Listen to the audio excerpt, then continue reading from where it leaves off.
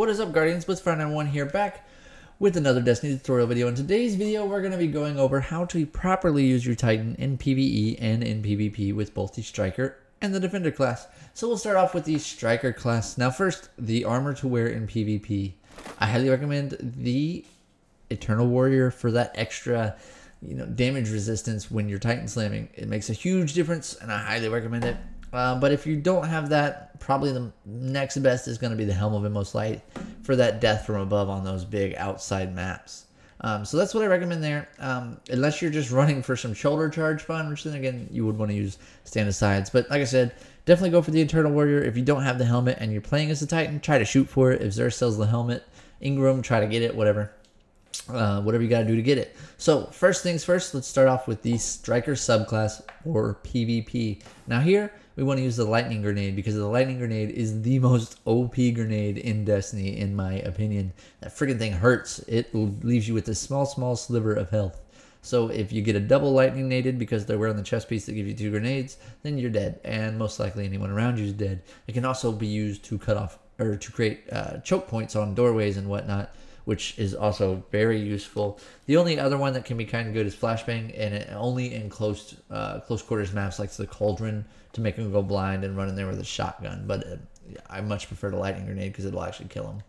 Now Catapult here, just like the Warlock, you get that strong initial speed boost, and you don't want to just glide, because when you glide, you are super easy to kill out of the air with a sniper rifle or pretty much any other gun. So don't glide. You want to tap it and let go, get that initial boost of speed, and then cut it off, and then do it again. And you'll be able to bunny hop your way really fast across the map, which is pretty much the only way to do it in the Crucible.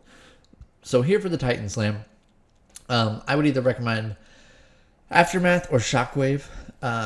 Unless it's a huge map, Death from Above is not too useful. It's like, if it's a really small map, I definitely wouldn't use Death from Above, as it's kind of a wasted perk, especially on maps like Cauldron or Asylum or anything really small, anything without high ceilings. Anything with high ceilings, it can be useful, but not as useful as usually Shockwave. Shockwave is the one that gets me the most kills, because once you learn how to aim that, instead of just Fist of Panicking, which by the way I wish people would stop doing, use your Striker class to get 3, 4, 5, 6 kills. It's much more effective than getting that one guy that's about to shoot and kill you.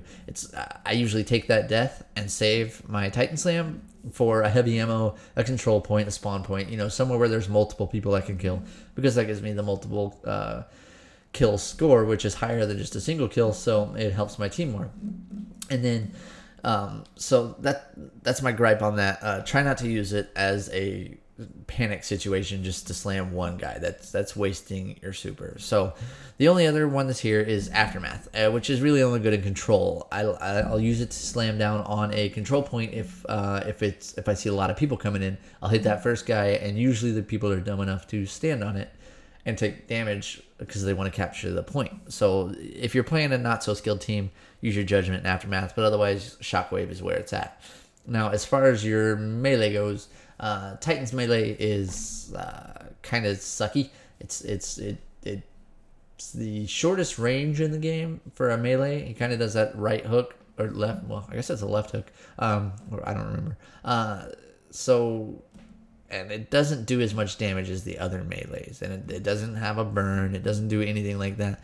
So it's hard to get a kill with a melee. If you're running around 2-tap meleeing with the Thorn and then a melee, or a Last Word in melee or something, getting kills like that, Discharge can be good to hit stuff around you. But otherwise, I would almost always either use Overload to reset its cooldown. Like I said, if you are going for many melee kills, Overload. But otherwise, I'd use Amplify, because when you do get that random kill, it will do a pretty significant cooldown on your Fist of Havoc, like 10% or something like that. Don't quote me on numbers, I haven't looked it up.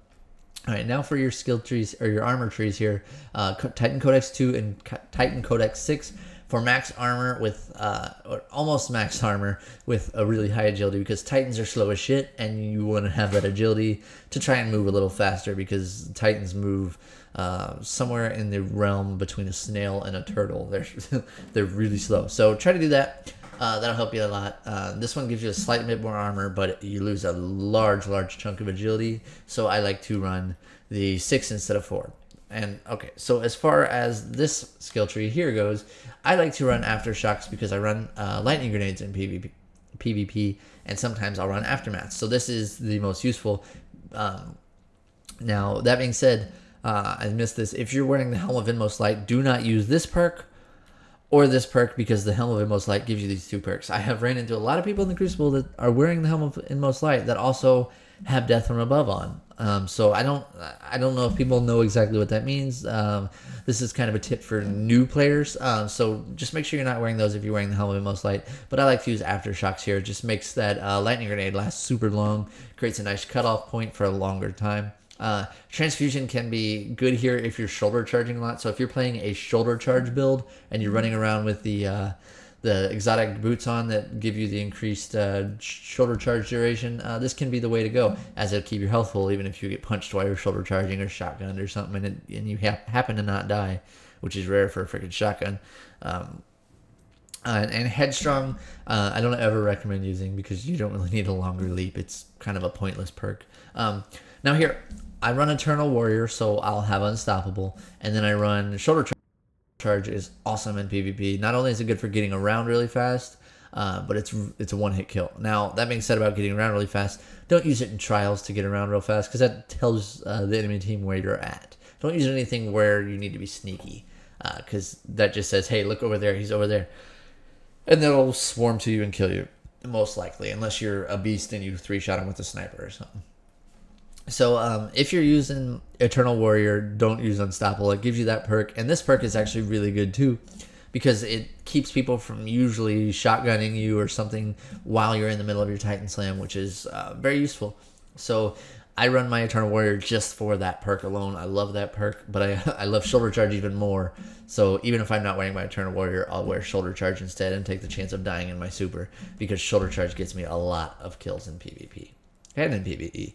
So that's PvP for you guys. Just I'll give you a chance to look at that skill tree. That's my ideal build, and one of the more effective builds for PvP. Now the Titan isn't like the Hunter where the build will drastically change your PvP, but it will significantly change your PvP if you're not using the right build. So check that out, use it. Learn to use the Lightning Grenade is the big point here. Lightning Grenade and Shoulder Charge are the best things the Titan has to offer.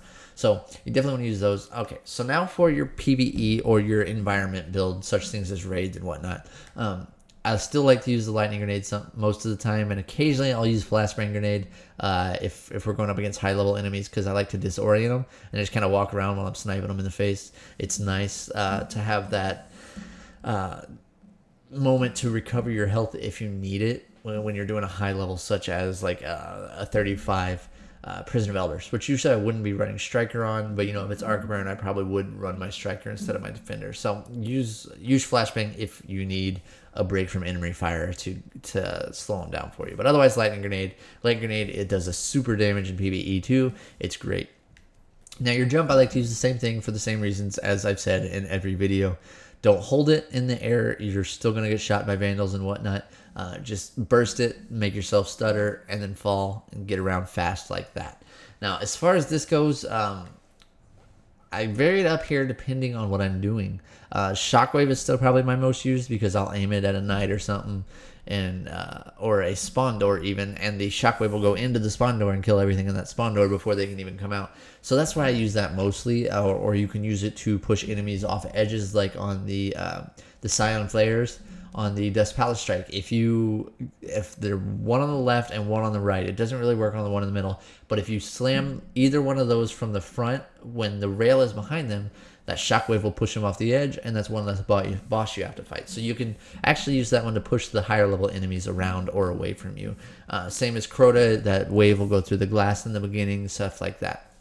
Aftermath can be useful in PvE because some of the enemies are dumb enough to stand in the aftermath, like knights and bosses and stuff, but it's not too useful. And Death from Above has its place on boss fights for sure, because you can get in there with that slam super fast and then jump out, usually before they can do their close quarters deterrent, whatever it is, be it a slam or a melee or whatever that boss does.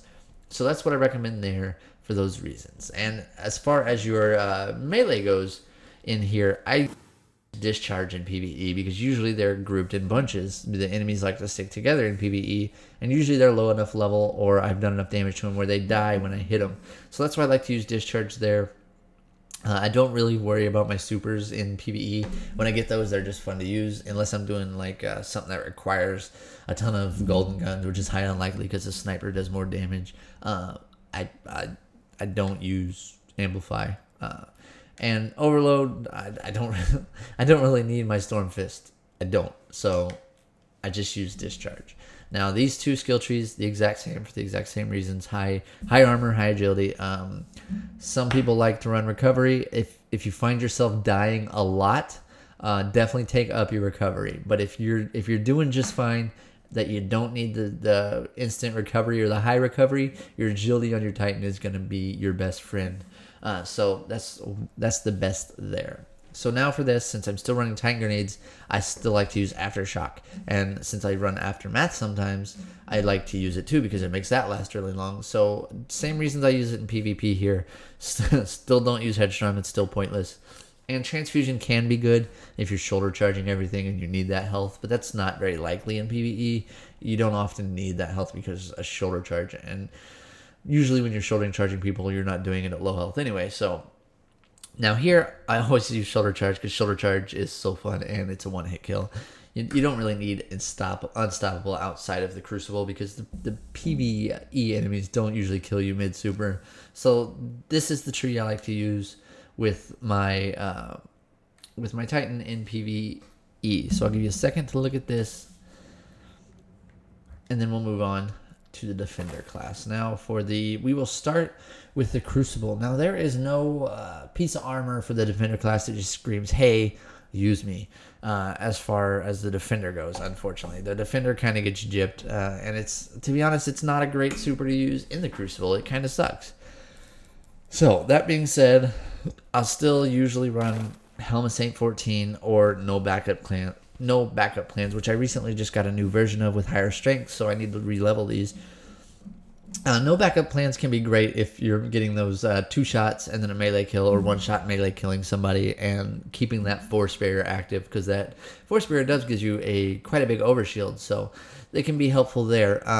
But not as helpful as Saint 14 can be. Now, a good player is just gonna, Saint 14 isn't gonna touch them. If they're gonna kill you, they're gonna kill you regardless of whether they go blind in your bubble, especially Blade Dancers. So Hell of Saint 14 is kind of a low-level player or a newer player deterrent that isn't used to going blind but still being able to kill somebody. If you look at the enemy when you go in the bubble, have a close range weapon out, and you shoot as soon as you cross that bubble. Even if you go blind, they're usually dead before you get completely blind. So you just have to learn how to do that, and you can overcome a Helm of Saint 14 in Crucible pretty easily. And the Blade Dancer, just spam R1 and it kind of auto locks onto him. Or if you're using Razor's Edge, just go through the bubble, and you don't even have to go in. So that's what I recommend for PvP, although I really don't recommend using the Defender unless you're playing Control. And even then, it's iffy.